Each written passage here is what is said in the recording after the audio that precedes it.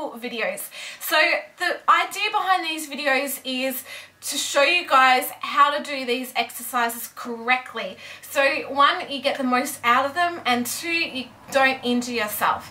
Now I'm going to be doing quite a few of these videos because I want to do a technical video for every exercise that I know before I start incorporating workouts. So I don't want to do a workout that involves burpees and push-ups if you guys don't know how to do a burpee or a push-up correctly without hurting yourself. So that's the idea behind my more technical videos, so you guys will know exactly how to do it correctly and get the most out of your workout. So the first one today is going to be on squats. Now I know many of you are probably thinking, "Girl, I know how to squat." And if you do, that is fantastic. There's no harm in refreshing your knowledge, but if you don't and you're new to squatting, then this is going to be the video for you guys. So to do a squat, it is not just squatting. There's quite a bit that you need to think about, and I'm going to really be going into depth with different things you need to keep in mind, and also if you want more of a challenge, a few things you can tweak to make it a little bit more difficult. Alright, so stand with your feet shoulder width or slightly more than shoulder width apart and your toes pointing outwards. Very important when you're squatting down that your knees are not coming inwards. You always need to keep your knees pushed out when you're doing a squat. It's very important when you do a squat that you keep your bum out, head up and your shoulders back. So that way you're not actually rounding your spine, which is going to cause a lot of pressure on your back, and it also is going to cause a lot of pressure on your legs as well. You need to keep your bum out, shoulders back, head up when you're doing a squat.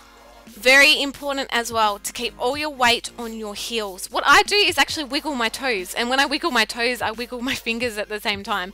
But if you can see the shadow, I'm still doing a squat, my toes are off the ground. It doesn't have to be to that extent, but all your weight needs to be on your heels. So when you're starting out with squats, put one hand on your belly button and one just on your chest. You don't want your hands to be tilting like this. You need to keep your hands horizontal as you can. This is a great technique when you're just starting out with squats to make sure that your back and your shoulders stay in the correct position and don't start bowing.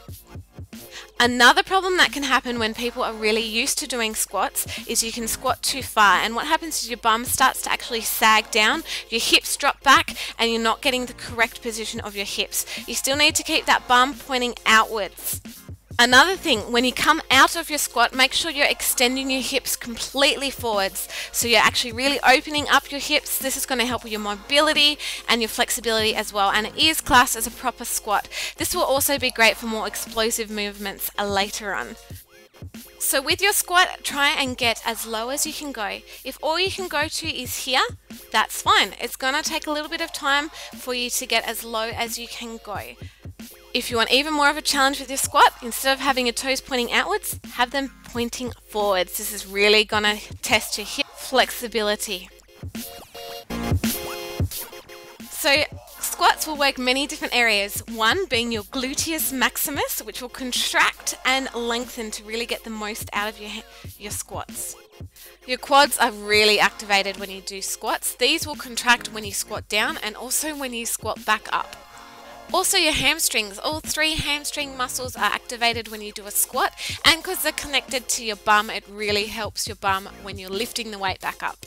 Lastly, it activates your erector spinae, which is actually in your back, so that is why it's so important to keep your back and your shoulders back when you're doing a squat.